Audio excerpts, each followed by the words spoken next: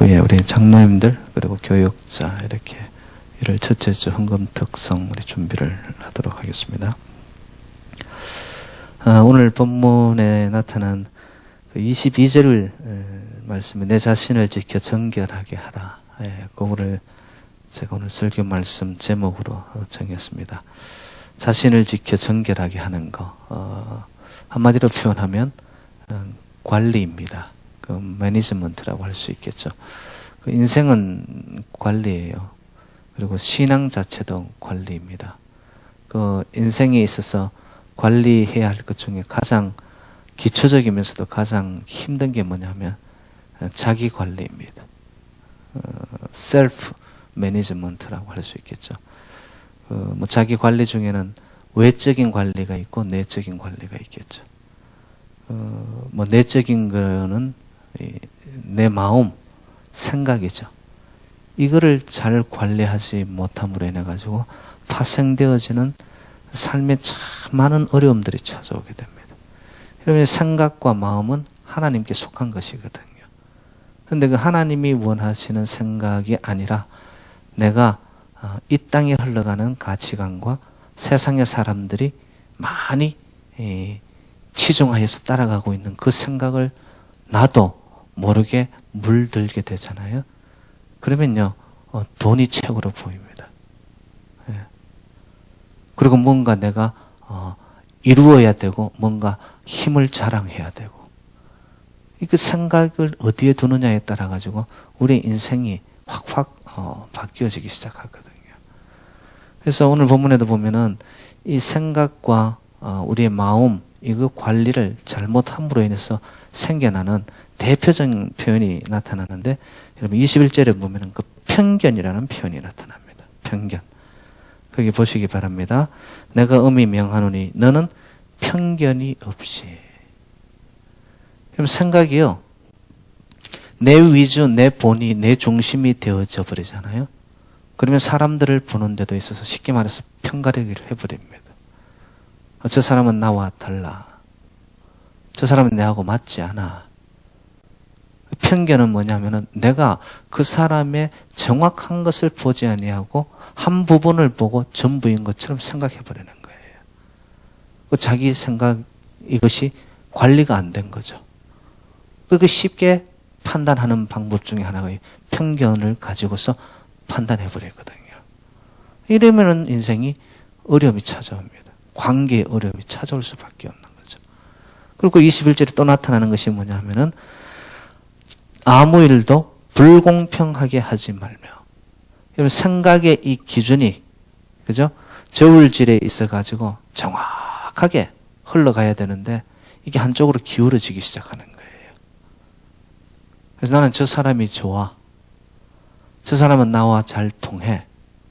이러면서 관계가 흘러가기 시작하면 다른 사람들은 어떻게 되죠? 공평함 속에서 이것이 어그러지게 되는 거죠.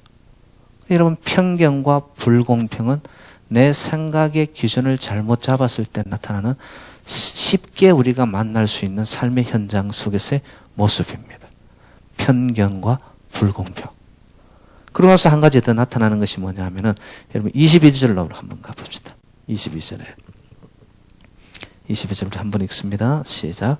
아무에게나 경솔히 안수하지 말고 다른 사람의 죄에 간섭하지 말며 내 자신을 지켜 정결하게 하라. 여러분 자기 자신을 잘 관리하는 자는요 다른 사람의 일에 끼어들지 않아요. 자기 자신을 다스려 가기도 부족해요. 정말 자기 관리에 아주 이렇게 심도 있게 자기를 이렇게 가꾸어 가는 자는요 주변의 사람들에게 뭐 판나라 콩나라 할 수 있는 그러한 삶의 부분이 없어요. 간섭이 안 해. 왜? 내 자신 나를 보면 내가 부족한데. 여러분 우리 내적인 관리의 이 생각과 마음을 어떻게 관리하느냐에 따라 가지고 삶 속에서 여러분 이 마음의 생각은요 이 육체와 직결되어 있습니다. 내 마음이 아프잖아요. 그러면 병은 따라오게 되어 있습니다. 그러니까 자기 내적 관리의 이 생각 중심을 어디에 초점을 두고 어디에 기준을 두고 어디에 맞출 것이냐가 굉장히 중요한 거죠. 근데 불공평이 찾아오고 편견이 나타나고 간섭하게 되어지고요. 그리고 오늘 22절 표현에 경솔함이라는 표현도 나타나죠. 경솔함은 뭐예요? 일을 하는데 정함이 없는 거예요. 이렇게 가볍게 생각을 해버리고 깊이 생각하고 신중함이 없이 경솔히 행동함으로 인해서 생각이 경솔함을 통해서 나타나는 열매가 뭐죠? 관계 속에서 그리고 내 인생 속에 어려움이 찾아오게 되어지고요. 이게 자기 관리에 참 중요한 거예요. 내적 관리. 그런가 하면 이제 관리 중에 이제 외적인 관리가 또 있겠죠. 이거는 뭐 사람 관계 외적인 관리죠. 그런가 하면 하나님이 우리에게는 주신 물질이 있습니다. 물질 관리, 이 외적인 관리예요. 근데 하나님은 축복을 주시고 물질에 대한 축복을 주셨는데 그것을 내가 관리를 잘 못하는 거예요. 그래서 뭐 기분 나면 한번 가서 땡겨버리고 해야 할 거 안 해야 될 거 구분도 없이 막 하다 보니까 물질이 그냥 구멍난 밑 빠진 독처럼 하나님은 주시는데 그것을 내가 관리를 못할 때 나타나는 거죠. 예. 그리고 좀 자기가 이 관리에 있어가지고 하나님 주신 물질을 지혜롭게 쓰지를 못하고 뭐 자기의 어떤 과시 뭐 이런 것에 자꾸 쓰게 되어지면요. 여러분 물질이라는 것은요. 한번 관리 못하면 이게 그냥 밀물처럼 왔다가 썰물처럼 빠져나가더라고요. 중요한 거죠, 이게. 전부 관리입니다, 관리. 그래서 오늘 본문에서는 특별히 그 지도자들이 어떻게 자기 관리를 해야 되는 것이냐. 그 지도자들은 왜 자기 관리가 안 되면 공동체에 큰 영향력을 미치기 때문에 그렇습니다. 한 사람의 지도자가 자기 관리가 내적이든 외적이든 관리가 안 되었을 때 가정 공동체이든 아니면 교회 공동체이든 국가 공동체이든 미쳐내는 영향력이 엄청나게 크거든요. 그래서 자기 관리의 가장 기초가 되어야 될 것이 뭐냐면 자기 존중과 자기 존경입니다. 자기를 사랑해야 된다는 거예요. 정말 자기를 사랑하는 사람들은요, 자기에게 주어진 이 모든 것을 하나님 앞에 감사하면서 잘 관리합니다. 지혜이죠, 지혜. 존중하고 자기를 아끼고 사랑하기 때문에 가능한 거예요. 근데 자기 존중이 되어지지 않을 때 자기 관리는 서서히 금이 가기 시작하고 금이 간 틈을 타고서 어떻게 될까요? 어려움이 찾아오고 악한 것이 스며들고 내 생각의 틈바구니가 벌어지면서 자꾸 인생이 분열되어지고 나누어지게 다툼이 이런 것이 우리 인생을 괴롭히게 되는 거죠. 그래서 여러분 특히 교회 내에 그 지도자들을 장로님들 뿐만 아니라 안수 집사님들, 권사님들 또 당연히 말씀을 가르치는 저 자신도 자기 관리에 있어가지고 굉장히 신중해야 된다는 거죠. 자기 관리는 여러분 여러 가지가 있습니다. 총체적으로 여러분 한번 보시기 바랍니다. 한마디 말 아니면 표정 관리예요, 이것도. 네. 그리고 내 마음에 한순간 스쳐가는 이 생각, 이걸 어떻게 내가 하나님이 기뻐하는 것으로 내가 관리를 해나갈까? 여러분 그걸 지도자들이 생각을 해야 된다는 거죠. 내 그냥 살아왔던 습성대로 이전에 내가 살아왔던 내 경험대로 세상식으로 함부로 그렇게 하다가는 결국 공동체 내에 미쳐지는 영향이 좋지 않게 나타나거든요. 이제 제가 전체적인 걸로 이 관리에 대한 말씀을 나눴고요. 오늘 본문에 나타나는 주된 것을 두 가지 관리에 대해서 이야기를 하면은 첫 번째는 건강 관리입니다. 건강 관리. 그 두 번째는 내적인 영적 관리입니다. 이 두 가지를 제가 오늘 여러분들과 함께 좀 나누고 싶은데요. 여러분 왜 사도 바울이 아들과 같이 여기는 디모데에게 너 건강을 잘 지켜라. 건강을 관리해라 라고 말했을까요? 궁금하지 않으세요? 이유가 있어요. 디모데는 젊은 목회자였고요. 그런데 목회를 하면서 속병이 생겨버렸어요.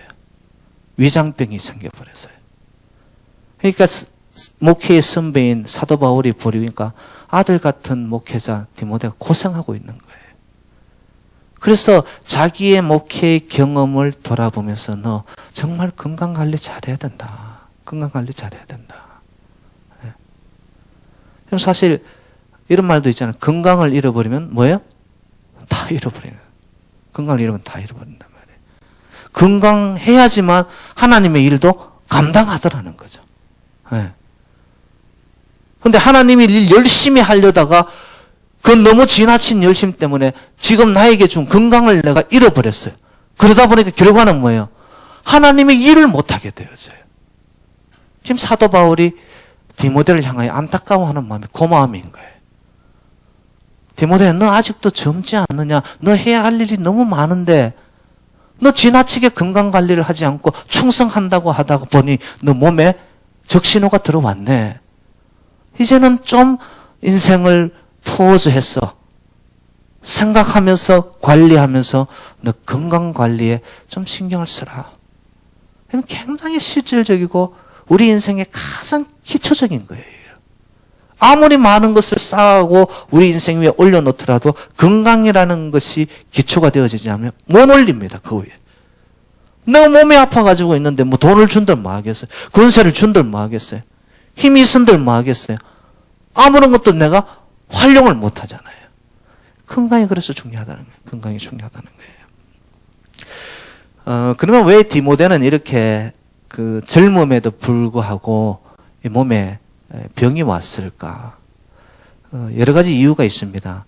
성경상의 디모데는 이 체질과 성격이 어떠냐 하면은 유약한 사람이에요. 굉장히 예민한 사람입니다. 그죠? 그리고 성격적인 것은 보면은 완벽주의자예요.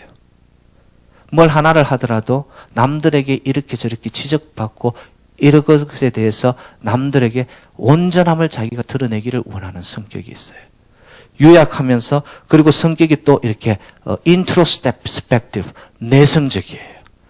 사람들 성격 중에 보면 실수하더라도 그냥 외형적인 사람은 그냥 털털하게 그냥 가버리잖아요. 그러면 참 좋죠. 그런데 내성적인 사람들은 하나 그것이 잘못한 게 있으면 거기에 마음이 다 뺏겨버리는 거예요. 디모데가 그런 성격이었다라는 거죠. 그리고 그의 신앙적인 구조 내에는 어떤 것이 있었냐면은 여러분 디모데의 아버지는 헬라인이었습니다.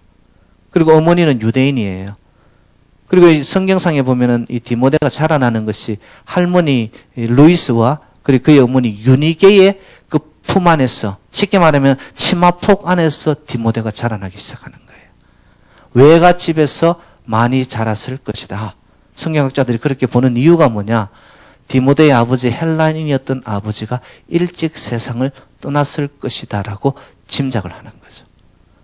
그러니까 여러분 그 어머니의 품 안에서 자라면서 할머니의 사랑을 외할머니의 사랑을 먹으면서 자라나는 이 디모데가 어머니가 너 아버지 없는 아들 그래서 밖에 나가서 욕 먹으면 안 된다. 그래서 이 어머니 유니게가 디모데에게 유대 정통의 아주 종교적인 보수적인 이 종교 교육을 시키는 거예요.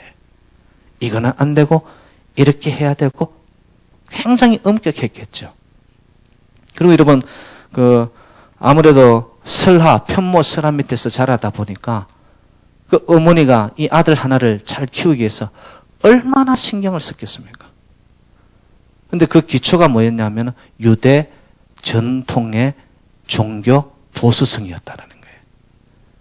이게 굉장히 그 틀이 엄격했다는 거죠. 그렇게 자랐던 이 디모데고요. 그러면서도 어릴 때 이 아버지 헬라의 문화를 가지고 있는 아버지에게도 보이지 않는 영향을 받았을 거라는 거죠. 근데 여러분 이 헬라 문화의 특징은 뭐냐 하면은 이원론의 기초를 두고 있습니다. 육체적인 것은 악한 것이고 영적인 것과 정신적인 것은 선한 것이다. 딱 구분을 해놓는 거예요. 거기서 나온 것이 뭐냐면 쾌락주의와 금욕주의입니다. 이건 극과 극인 것 같은데도 그 뿌리는 하나예요. 이원론에서 나온 겁니다. 헬라 사상입니다. 그러면 제가 물어보겠습니다. 어머니의 영향 밑에서 자라난 유대 전통의 보수성 이거와 쾌락주의와 금욕주의 중에 무엇이 상통합니까? 대답해 보세요. 금욕주의. 그죠?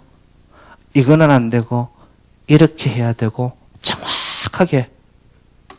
왜? 마음 놓고 다 내 원하는 대로 쾌락과 향락을 위해서가 아니라는 거죠. 자기 절제가 필요한 거. 금욕. 그죠? 그래서 이 금욕주의의 사상과 보수성을 가진 이 디모데가 여러분 그 이스라엘 백성들의 주식이 뭐냐 하면은 양고기와 포도주입니다. 양고기는 이 기름기가 많아요. 그 기름기가 많은 것을 희석시키기 위해서 포도주를 먹는 거죠. 그런데 이 포도주가 사용되는 목적이 뭐였냐면은 음식 먹을 때도 사용되었지만은 그 당시에는 약이 없었습니다. 그래서 외적인 치료를 위해서는 올리브 기름을 붓습니다. 여러분 기억나시죠? 사마리아인이 길 가다가 강도를 만났는데, 그죠? 사마리아인이 아니죠. 길 가다 강도를 만난 자가 사마리아인이 지나가면서 거기에 신체 상처난 곳에 뭘 부었다고 그러죠? 기름을 붓습니다. 그 기름이 뭐냐? 올리브 기름을 붓는. 외적인 상처에는 올리브를 붓고요. 내적인 아픔이 있는 곳에는 포도주를 쓰는 거예요. 근데 이 금욕주의와 이 보수성을 가지고 있는 이 디모데가 몸이 그래 아픔에도 불구하고 양고기를 먹으면서 포도주를 좀 먹어도 되는데 금욕주의 생각 때문에, 신앙 때문에 이걸 안 먹는 거예요. 물만 마시는 거예요. 그러니까 어떻게 되겠어요? 이 고기가 소화가 안 되는 거죠. 안 그래도 목회는 힘든데 젊은 목회자가 이 에베소 교인들을 이끌어 가려고 하니까 얼마나 힘겨웠겠어요. 근데 먹는 것에서조차도 먹어야 할 포도주를 먹지 않으니까 위장에 부담이 오고 소화가 안 되고 병이 와버린 거예요. 그래서 여러분 오늘 23절 말씀을 한번 봐요. 그래서 거기서 물만 마시지 말라라고 이렇게 나옵니다. 자, 23절 시작. 이제부터는 물만 마시지 말고 내 위장과 자주 나는 병을 위하여는 포도주를 조금씩 쓰라. 왜? 이 디모데의 성격이요. 완벽주의자고 굉장히 철저하고 그리고 예민하다 보니까 무슨 일 하나를 해도 온전하게 이루어내는 거예요. 철저하고 완벽하고 깨끗하고 충성스럽게 일을 하는 거예요. 하나님의 일을 그렇게 해온 거예요. 그렇게 하다가 병이 와버린 거죠. 근데 이 소식을 접한 사도 바울이 야 디모데야 너 병을 위해서는 포도주 좀 써도 돼. 괜찮아. 먹어. 이거는 즐기는 포도주가 아니고 이거는 어느 정도의 의학적인 보탬을 가져오기 위해서 사용되는 약이야 라고 사도 바울이 이야기를 해주는 거죠. 그런데 이 구절을 놓고서 많은 사람들이 오해를 품습니다. 이 목사님들도 포도주를 먹어도 된디야 뭐 이러면서 이상한 소리를 하기 시작하는 거예요. 그런 뜻이 아닙니다, 여러분.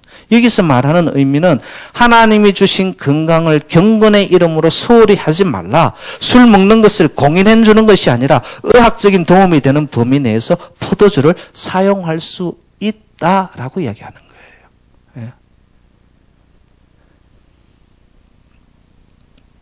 여러분 어떻게 보면은 이 디모데가 하나님의 일을 위해서 진짜 몸과 마음을 바쳐 충성한다는 것은요. 너무 좋고 아름다운 일이에요. 그럼 누가 말리겠어요? 헌신하겠다는데. 그런데 문제는 그렇게 해서 건강을 잃어버렸어요. 여러분 이게 하나님께 영광이 될까요? 하나님이 기뻐할까요? 사도 바울은 그렇지 않다는 거예요. 그래서 너가 열심을 내고 충성을 하는 것은 좋다. 그렇지만 인생을 조금 더 넓게 한번 보아라. 너를 통하여 이루시고자 하는 하나님의 비전이 있고 꿈이 있고 목회자로 너를 세움에 있어서는 하나님이 반드시 너를 향한 기대가 있을 것인데 너 일사각오라는 하나의 충성을 가지고 그 헌신하다가 너 관리가 안 되었는데 건강 잃고 나니까 너 일을 할 수 있니? 하나님 목회에 맡긴 것을 양떼들 감당할 수 있니? 못하지 않느냐. 그러니까 이제는 너 자신을 좀 돌아보면서 건강 관리를 해라라고 이야기하는 거예요. 저에게 선배 목사님들도 종종 그런 이야기를 합니다. 김 목사, 앞으로 할 일들이 많은데 말이야. 너무 목회에만 헌신하고 충성하다 보면은 건강을 잃을 수 있어. 그러면서 선배 목사님들이 저한테 했던 말이 있어요. 뭐냐면은 목회하는 마음으로 운동을 해라 이러더라고요. 목회하는 마음으로 운동을 해라. 이게 뭐냐면 관리거든요. 관리. 첫 번째는 어떻게 보면 건강 관리예요, 여러분. 맛있는 거 있다고 그냥 내 입맛 땡긴다고 정신없이 전부 다 그냥 먹는 게 아니라 틀어놓는 분들이 있더라고요. 이 지혜를 얻지 못한 거예요.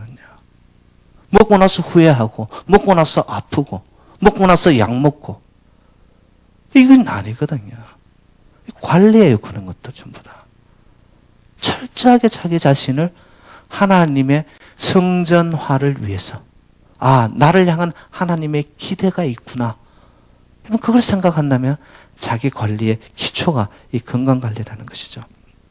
그래서 여러분 하나님은 저와 여러분들에게도 반드시 사명을 허락하셨고 기대를 가지고 비전을 품고 계세요. 이 재단을 향해서도 그렇고 우리 개인을 향해서도 그렇습니다. 그럼 그거를 이루기 위해서는 완수해야 되잖아요. 인생은 단거리가 아니고 장거리 완주해야 되잖아요. 믿음의 행진인데 그 행진이 가다가 서면 안 되는 거잖아요. 경주라면 믿음의 경주를 끝까지 완주해낼 때 그것이 면류관을 받고 상급을 받는 거죠. 중간에 하다 말면은 이건 안 하면 못한 거잖아요. 그래서 사도 바울이 디모데를 향하여 야, 인생은 롱런이야. 너 지금 자신을 좀 보아라. 그러니까 포도주를 좀 써도 된다. 이거는 네가 뭐 취하고 술 취하고 방탕하고 이런 차원이 아니고 너의 몸에 이게 관리를 위해 치료를 위해서 쓰는 거니까 아무 문제 없다. 아무 문제 없다. 또 이렇게 이야기했다고 여러분 오늘 가서 또 뭐 매일처럼 포도주 마시고 이러면 또 안 되시죠? 아픔이 있는 분은 그걸 사용해도 된다라는 이야기고요. 그래서 여러분 경건을 빙자해서 건강을 해치지 말아야 되고요. 하나님을 위해 산다는 이유 때문에 하나님의 더 큰 일을 막아서는 안 된다는 겁니다. 여러분 주변에도 이런 분들을 아마 보실 겁니다. 내가 영적인 깊이를 가져오기 위해서 40일 금식기도 한번 할 거야. 40일 금식기도 하다가 끝내지도 못하고 속병이 와버렸어요. 여러분 이게 하나님 영광을 올리는 겁니까? 결코 그렇지 않습니다. 이렇게 여러분 조급하게 그리고 경솔하게 내 생각을 함부로 그렇게 하지 말라는 거예요. 경건도 하나님이 허락하시는 범위 내에서 왜? 이걸 전체 통전적으로 나의 인생의 믿음의 경주를 볼 때 지혜롭게 가는 자는 뭐냐? 나의 삶 속에 주어진 곳에서 있는 모습 이대로 거기서 하나님의 영광을 드러낼 수 있는 게 뭘까? 자기 관리를 하면서 가는 거죠. 이렇게 차근차근 거기서 우리의 인생이 여러분 다듬어지기 시작하는 거고요. 거기서 인생이 더해지기 시작합니다. 근데 기분 내키면 확, 기분 나쁘면 확 빠져버리고 여러분 냄비처럼 이렇게 되어지면요 벌써 자기 감정 관리가 안 된 사람이에요. 이런 사람에게는 일을 못 맡깁니다. 솔직히 말하면 못 맡겨요, 여러분. 일을 맡겼다고 보면 기분 좋으면 뭐 다 할 것처럼 했다가 자기 기분 나쁘면 그냥 발 다 빼버려요. 하나님의 일이 어떻게 되겠어요, 그러면? 이게 아니라는 거죠. 감정 관리도 해야 되고 건강 관리도 해야 되고 자기 자신의 이 매니지먼트가 이게 하나님이 주시는 지혜를 통하여서 해야 되더라는 거예요. 그리고 제가 처음에 이야기했죠. 건강 관리 플러스 오늘 이 본문에서 주는 의미 하나는 뭐냐면 우리의 내면의 이 영적인 관리입니다. 영적인 관리. 여러분 디모데가 자기 몸을 혹사하면서까지도 충성하기 위해서 어떻게 보면 일사각오로 목회에 올인을 했단 말이에요. 올인을 하고 열심히 일을 하는 이유가 무엇입니까? 너무 일에 붙들려 있는데 보니까 그 사람의 마음속에 무엇이 있는 줄 아세요? 어떤 식으로는 이것이, 이 일이, 이 목회가 열매가 어떻게 빨리 좀 맺히기를 원하는 거예요. 지금 이 에베소 교회가 젊은 목사인 디모데가 목회를 하고 있는데 디모데 이전에 이 에베소 교회는 누가 목회를 하였습니까? 모르십니까?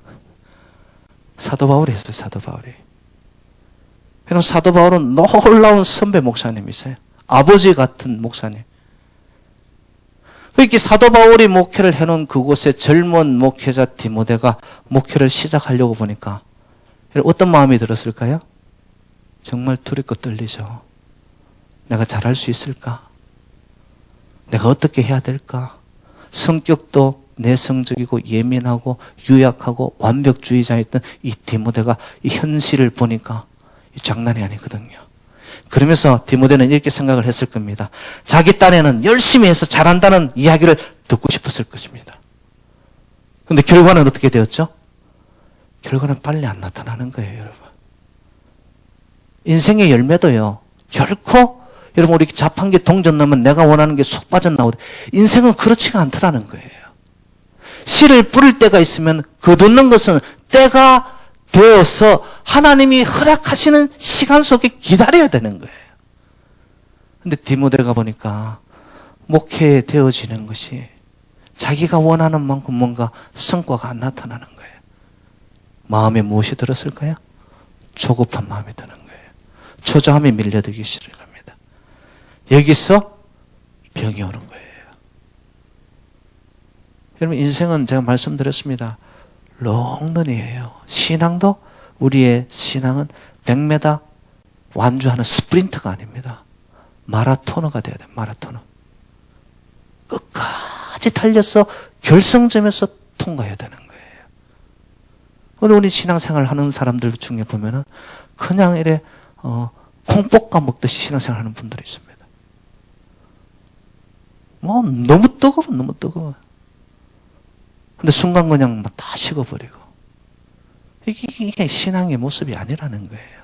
그 마음 속에는 뭐가 있느냐? 잘 면밀하게 들어가 보면 초조함과 조급함이 있습니다. 여러분 그 마음을 누가 낚아채느냐? 사탄마귀가 딱 낚아챕니다. 너 한 거 하나도 없지. 너 한다고 해주면 야, 너 자신을 봐. 자극하는 거예요. 그러면서 나도 모르게 과장이 나타나기 시작합니다. 자기가 한 것도 아닌데 부풀려서 말하기 시작합니다. 전부 다 뭐예요? 조급함입니다. 이런 게. 부풀려 말하는 게 거짓이죠. 없는 것을 있는 듯이 말하니까. 거기서 뭐예요? 관계가 다 상처받고 힘들어지는 거예요. 여러분 좋은 일, 나쁜 일, 안 좋은 일 등이요. 여러 가지가 그때그때 바로 뿌리가 뽑히고 해결이 되면 좋은데 그렇지가 않더라고요. 성경에도 보면은 알곡과 가라지가 있는데 보고서 당장 뽑으라고 했어요. 어떻게 하라고 했습니까? 예수님께서도 그만두라고 합니다. 왜? 알곡은 때가 되면 고개를 숙이는 거예요. 근데 가라지는 열매도 없는 것이 그냥 올라오는 거예요. 그때 뽑아내는 거예요. 근데 이 일을 하고 제가 목회를 하고 또 여러분들 인생 사례도 그럴 거예요. 좋은 일, 나쁜 일 이것이 명확하게 가려지면 얼마나 좋겠어요. 근데 그렇지가 않아요. 그때는 가야 돼요. 그렇지가 않아요. 뽑히고 해결이 되는 것이 그렇게 한순간 되지가 않습니다. 분명히 이건 아닌데 싶은 것도 발견도 잘 안 되고 뿌리도 안 뽑히고 오래오래 시간을 끌게 합니다. 어떻게 해야 돼요? 그럼 본문 24절로 가봐요. 그 말씀을 이렇게 표현하고 있습니다. 24절 시작. 어떤 사람들의 죄는 밝히 드러나 먼저 심판에 나아가고 어떤 사람들의 죄는 그 뒤를 따르나니. 분명히 죄인 건데 이게 명확하게 드러나지가 않아요. 이런 경우에 어떻게 해야 됩니까? 기다려야 돼요. 여러분 기다려야 돼요. 그리고 해결이 안 되고 딱 숨어서 뽑아낼 수 없는 어둠의 그늘들이 있다는 거예요. 이거는 공동체에도 있고 우리 개인의 삶에도 있어요. 자기 삶에 반드시 있습니다. 이것만은 내가 좀 성격이라든지 이런 것들을 내가 뽑아냈으면 좋겠는데 그 그늘이 내 인생 속에서 빠져나가지가 않아요. 습성이 있단 말이에요. 습성이. 그 영적인 습성도 우리에게 남아있어요. 그런 게. 그것을 좋은 일의 결과도 금방 안 드러나고 결과 열매 또한 금방 안 드러나니 사람들이 어떻게 될까요? 마음이 조급해지는 거예요. 조급한 것이 더 나아가면 불안해하고 초조해하고. 그래서 오늘 본문 25절이 또 이렇게 표현합니다. 25절로 가봐요. 25절 시작. 이와 같이 선행도 밝히 드러나고 그렇지 아니한 것도 숨길 수 없느니라. 선행이 드러나고 그렇지 않은 거 뭐예요? 악행도 드러나게 되어 있습니다. 반드시 드러나는데 언제 드러날까요? 하나님 앞에 드러납니다. 사람들은 그 기준이 다 달라요. 제가 생각하는 선, 악의 기준이 여러분들 선악의 기준과 다릅니다.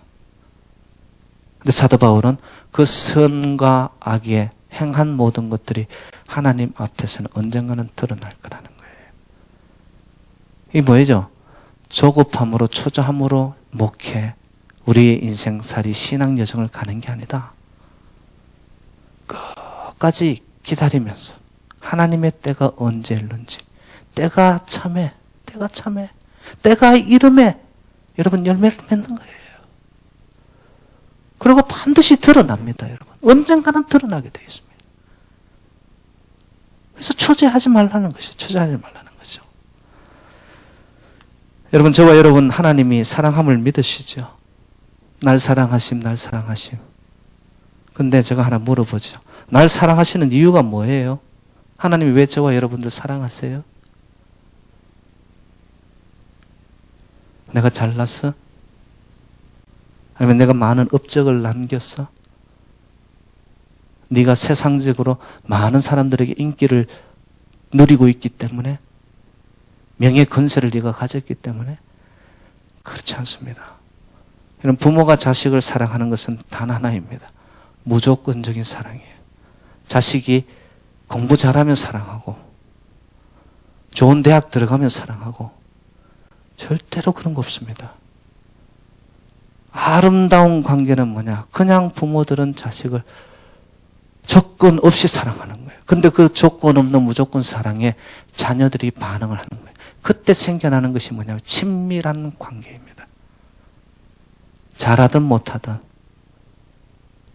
내가 직업을 지금 가지고 있든 내가 퇴직을 당하였든 하나님이 우리를 바라보는 것은 뭡니까? 내가 너를 사랑한다라는 거예요. 아무런 이 땅의 조건 기준 없이 너를 사랑한다라는 거예요. 여러분, 여기서 그리스도인의 정체성이 확인되는 겁니다. 근데 오늘 많은 그리스도인들은요, 교회 안에서도 뭔가를 자꾸 해야 돼. 내가 이만큼 할 수 있다는 것을 보여야 돼. 뭔가 업적을 남겨야 되는 것 같고, 뭔가 사람들보다도 더 뛰어나야 되는 것 같고, 근데 근본적으로 내려가면 가장 기초적이고 흔들리지 말아야 될 하나님과 나와의 이 사랑의 관계, 친밀함은 없는 데다가 자꾸 세상적인 업적주의, 성공주의, 비교의식, 그리고 이런 것들이 들어와가지고 사람들 사이에 교회 안에서 신앙생활하는 것이 경쟁구도가 되어버립니다. 이러면서 내 영은 병들기 시작하는 거예요.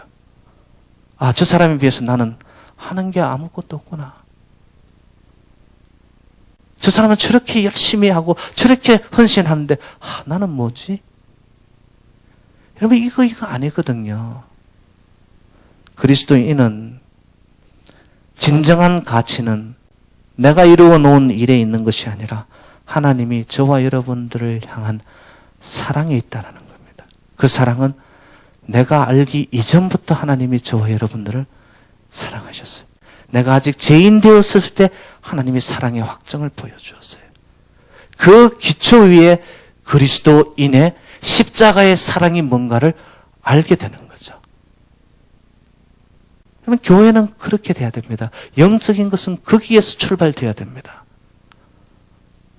디모데처럼 사도 바울 선배님, 아버지 같은 목회자가 얘기했기 때문에 내가 뭔가를 해봐야지. 초조함 속에 그러다가 몸도 병들고 영혼도 무게감을 이기지 못하고. 왜? 뭔가를 자꾸 해야 되는 줄 아니까. 그게 아닙니다. 세상은 지금도 성공주의, 업적주의, 그러면서 끊임없는 경쟁구도 속에 흘러가지만 교회는 영적인 것은 그런 게 아니에요. 하나님과 나와의 관계가 올바로 라인업 되어 있구나. 그걸로 끝이, 그게 전부예요. 하나님 나를 사랑하는구나. 거기서 출발하는 거예요. 그로 인해서 힘을 얻고, 그래, 세상 사람 날 몰라줘도 세상 등지고 나 십자가 길 갈 거야. 그게 뭐예요? 하나님의 사랑을 너무나 가슴 절절히 느껴버렸기 때문에. 그런 다른 거 다 필요 없다 이거예요. 그 하나님의 사랑에 매여 오늘도 나는 이 길을 간다. 여러분, 이런 사람들은요, 누가 뭐라 하든 안 하든 사람들의 박수갈채가 있든 없든 관계하지 않습니다. 그냥 갑니다. 뜨벅뜨벅. 이런 자들을 통해 하나님의 나라가 세워지는 거죠. 우리의 대단한 일이 하나님 앞에 무슨 큰 일이겠습니까? 건강할 때나 병들 때나 현직에 있거나 은퇴하였거나 성공이거나 실패이거나 하나님 앞에서 나의 가치는 절대 변화가 없습니다. 하나님 저와 여러분들을 사랑하세요. 얼마만큼? 아들을, 독생자를 죽이실 만큼 사랑합니다. 여러분, 그 사랑 확인되어지면 그 친밀함을 가지고 여러분 삶 속에서 관리하십시오. 건강 관리하시고 물질 관리도 하시고 자기 생각 관리도 하시고 인생이 자꾸 갈수록 익어져야 되잖아요. 뭔가 성숙미가 있어야 되잖아요. 몇십 년 교회를 다니고 뭔가 교회 신앙생활을 했다고 하는데도 아직도 인생이 불통불통하면은 그 불통하고 아픈 것 때문에 나도 아프고 다른 사람들도 내가 돌리는 그 칼날에 상처를 받는 거예요. 관리가 안 되기 때문에 그래요. 이런 게 전부 다. 사랑하는 여러분들, 한 해를 마무리 짓는 시점입니다. 이 말씀은 저 자신을 위한 말씀이었고 저 자신을 돌아보고 그런 것처럼 여러분들도 정말 나는 하나님이 주신 것에 참 지혜로운 관리자였는가? 정말 선한 청지기의 삶을 내가 살았는가? 건강관리하시고 영적 관리하시고 생각 마음의 관리를 하셔서 그럼 다가오는 2016년도에는 여러분들 한 분 한 분을 통하여서 가정공동체, 우리 교회 공동체가 훨씬 더 아름다워지고 행복해질 수 있기를 주님의 이름으로